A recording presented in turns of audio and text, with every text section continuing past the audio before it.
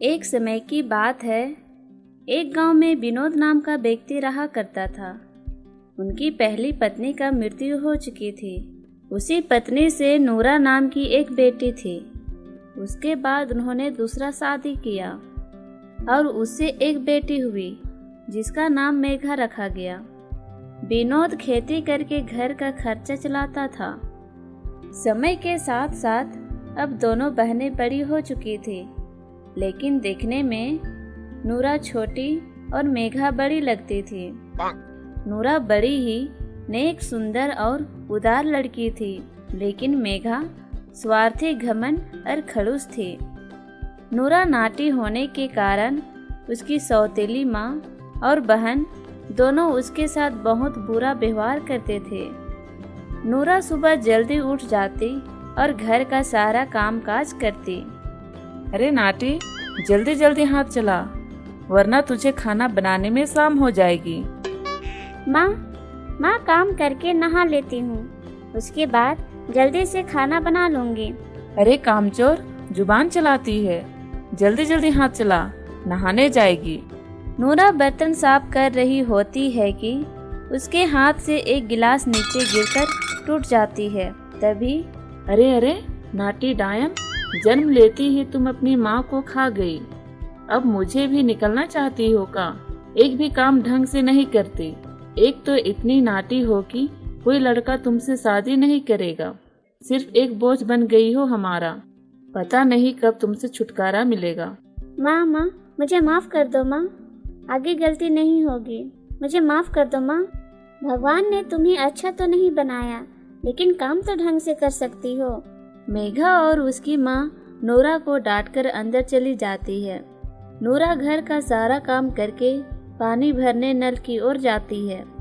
तब रास्ते में उसे अरे चलो, मैं तुम्हारी इस टोकरी को उठा देती हूँ। नहीं, एक तो तुम इतनी नाटी हो, इस टोकरी से तुम ही दब जाओगी। सुबह सुबह किनका चेहरा देखा था जो कि इस मनहूस लड़की से मुलाकात हुई। अरे मैं तो इतनी छोटी नाटी लड़की कभी नहीं देखी थी। कौन लड़का इससे शादी करेगा? पता नहीं इस लड़की का क्या होगा। नूरा आगे पानी भरने जाती है। तब अरे देखो तो कौन पानी भरने आ रही है। इस गांव की मनहूस लड़की।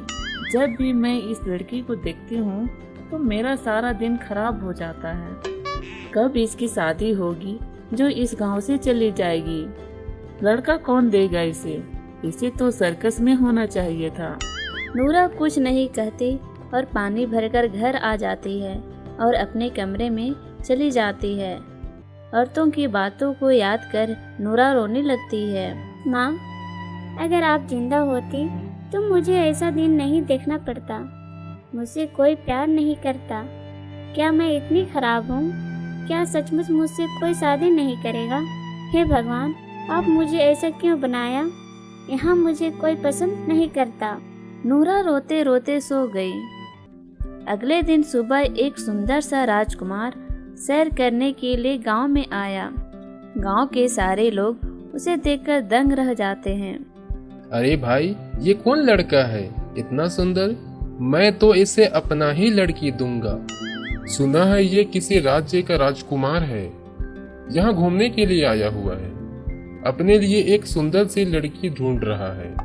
ये बात सुनकर गांव की लड़कियां नए नए कपड़े पहनकर सज संवर कर बाहर खड़ी हो जाती है। अरे वाह, कितना मनमोहक गांव है। जी करता है मैं यहीं रह जाऊं। यहाँ घूमकर मजा आ गया।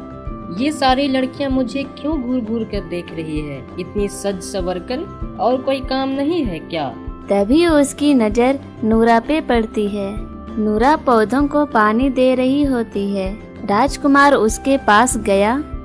तुम मुझे बहुत पसंद हो, क्या तुम मुझसे शादी करोगी? नूरा अपने कानों पर ये बात सुनकर बहुत खुश हो जाती है और वह रोने लगती है। अरे क्या हुआ, क्यों रो रही हो? किसी ने तुम्हें मारा क्या? नहीं, मैं खुश होकर रो रही हूँ। मुझे लगा था मुझसे कोई शादी नहीं करेगा। तुम कितनी मेहनती हो। जब से मैं यहाँ आया हूँ, सारी लड़कियाँ मुझे देखने के लिए नए नए कपड़े पहनकर सज संवर कर आ रही है। लेकिन तुम सिर्फ अपने कामों में लगी हुई हो, इसलिए मैं तुम्हें पसंद किया। चेहरों में क्या रखा है, तुम मेरे लिए दुनिया की सबसे अच्छी लड़की हो। नाटी हो तो क्या हुआ, तुम्हारे अंदर वो सारे गुण हैं जो हर किसी में नहीं होती। नूरा और राजकुमार का विवाह हो जाता है।